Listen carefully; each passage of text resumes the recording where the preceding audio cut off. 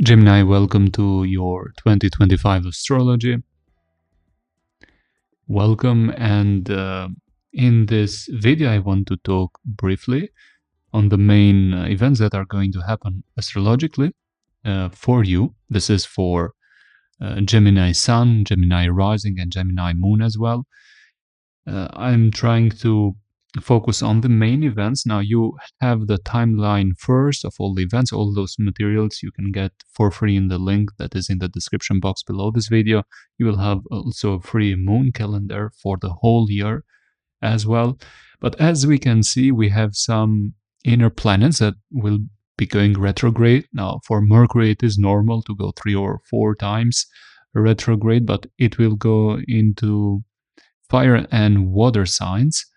But we have new for this year, Venus retrograde and Mars that continues retrograde. It will enter 2025 retrograde as well. Then we have Saturn that will change sign, Uranus as well, Neptune, and Pluto that will continue into Aquarius. Now this is the Astro Wheel, where you can see the movement of all those planets during the whole year. And I'm going to use this pen here and pointing where I'm looking for making those descriptions as well. So you will have the chart to the left of the screen, and you can download it and print if you are interested as well. Now let's begin. So for you, Gemini, you will enter the new year with Mars retrograde as well, with all other signs. But Mars will be a retrograde in the sign of Leo until the first week of January, and then it will move into Cancer. This will continue until the late April, so this retrograde period, including the shadow period as well. So be aware that the feeling of or the energy will be almost until the first half of the year 2025. Now, some of you might have had problems with communication with others in your daily routine. This might have started since early December for some of you, or earlier, while Mars was in Leo. Now, it will enter the second house of your finances. So it's very important after January 6th of 2025, so after the first week of January, you need to be a bit careful with how you spend your money. Now you are coming after the new year. It's normal to have had expenses, but you have to be more aware of or extra careful of any new expenses. So just buy what is needed in this case. So that's what I have, but this is a long transit, almost a long transit for 3 or 4 more months. But you will have the helping hands of Jupiter as well that moves into your second house during the first week of June. So whatever problems you might have had the first 4 or 5 months of the year, first months of the year, you will have much more help from Jupiter all year long until June of 2026 as well. Now, Pluto will continue into the sign of Aquarius. We don't have any changes in signs there, so some of you need to be careful with plans of traveling, especially international traveling, or you might meet a very important person here, like a mentor, or some of you might choose to enter college again or have advancement in your degrees. So it depends, but this is a slow movement planet, so you have already seen some changes already the last year or 2024 if you are watching this in 2024. So we are not going to focus there, but mostly my interest is into the eclipses, and the last eclipse in Aries that will happen at the end of March. It is the last one from the series of Libra and Aries eclipses, and it will be in your 11th house. So some of you might have had changes in your communities or with friends. Maybe some friendships were outdated, and your um, inside you didn't feel connecting anymore with them. So some of you might have separated from some friends that were very dear to you, or some community groups as well. And but those that you will be in will be much better. You are aligned to be on your path. Not only that, this is the last one, so it has happened in your 11th and 5th house. Some of you have gotten into some great new relationships, friendships, romantic relationships as well, that were very important. I'm not quite sure what is happening now with those romantic relationships, because eclipses are are important endings and beginnings as well. So some might have started and not lasted that long, but Saturn will be moving into this house as well. So it will bring stability. I think you will be connecting with much more mature friends, and those connections might not start immediately, but they will be for the long term. Now, Neptune will go to the same sign of Aries as well at the end of March, immediately one day after the eclipse in Aries. So there's some confusion where Neptune goes. So either this community is into spirituality, astrology, tarot, or you might be starting making plans about something, launching something like that, maybe publishing or a blog post or a YouTube channel, I don't know, something like that. Or there's some confusion, or you might be too idealistic about the new friendships that you get into. But Saturn will help you to be more practical there. Just be aware not to be affected very much emotional, because some of those friends might have a pessimistic outlook as well, with Saturn being into the 11th house, and might affect you indirectly. So it's important to keep healthy boundaries, especially even with romantic partnerships, if you are dating and if you're single.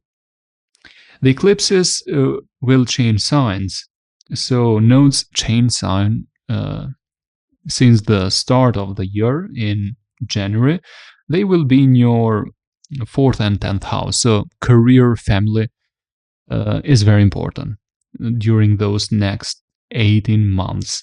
Now, themes have already started with the eclipse that happened in September 2024 already, but there are major endings, major beginnings regarding this. Now, eclipses are chapters that end and chapters that begin, and they have a role. All those events that happen want to play a story that makes you be on the right path, life path, exactly. Because some of you might question, are you into the right life direction or not, and might choose to just leave a current career and choose something completely new and different, but that is aligned with your soul purpose. At the same time, responsibilities with family lives. Some of you might have had problems with family, or might have started seeing some problems, maybe in September 2024. But it was just the beginning of this eclipse. It was, in fact, in the 10th house, but it affects the 4th house as well, because they are in front of each other. Some of you might need to move, change location. For example, there are different scenarios here. You change job and you need to change your living situation, your home, your physical house as well. Or you change location, home, and you find a new job there. Something like that. Also, there are dynamics in relationship within family and with parents as well. Or parents might go through some changes, or some changes in their life as well, with eclipses being in the sign of Virgo. That is, rules your 4th house. So let's see, what do we have else here? Uranus as well will change sign, and it will move from your 12th house to the 1st house. Now, it started this journey in your 12th house since 2018. It stays for quite a long time, and many of you might have gotten into self-reflection, journaling, meditation, therapy, or being more introspective about any patterns, subconscious patterns especially, that might have undermining you or sabotaging your self-confidence. This is the area that might have dealt with people that you don't get along with and might have been surprised by their actions, behaviors, because this is hidden enemies. This house rules them. But mostly I'm getting that you might have gotten some breakthrough ideas or clarification about some patterns that were holding you back, and hopefully you have clarity and are not affected that much anymore. Might have been addictions or problems with sleep and lack of self-confidence and so on. Now it is moving signs into Gemini. This is your 1st house, and prepare, I think, for rapid changes on how you see or how you see life in general, or your viewpoint. You might get more rebellious, more independent. You might change your look as well. So people that know you from many years ago might be surprised and may not recognize you. Some of you are going to be more interested into technology, if you are going to study technology with Pluto moving there, or some specialization there, or it is just you focusing on esotericism like astrology and tarot, because Uranus rules those as well. Okay, what do we have else? So Mercury goes retrograde in fire and water. Also Venus will go retrograde into the signs of Aries and Pisces, that are your 10th and 11th house during the spring season. So you might be either having some person from the past related to work, or an old friend that you get in touch and you will reevaluate this relationship with them, or some themes around those communities you were in and you are not anymore, or previous jobs you were in. There's some self-reflection around that. It's so let's look at the timeline. So Venus will go retrograde from March 2nd till April 13th in your 11th and 10th house. So self-reflection about, are you feeling valued, or are you on the right path in your career and in your friendship groups? You will be having self reflection about that, and maybe it is you journaling or somebody coming back from the past and reminding you of those themes. Then we have Neptune that moves into your 11th house and brings some more clarity about your career path as well at the end of March. And Saturn will be moving at the end of May from your 10th house till to the 11th house. So if you have had some burdens, responsibilities, or work-related themes might have been not easy, especially since March 2023, you might get some relief around that as well.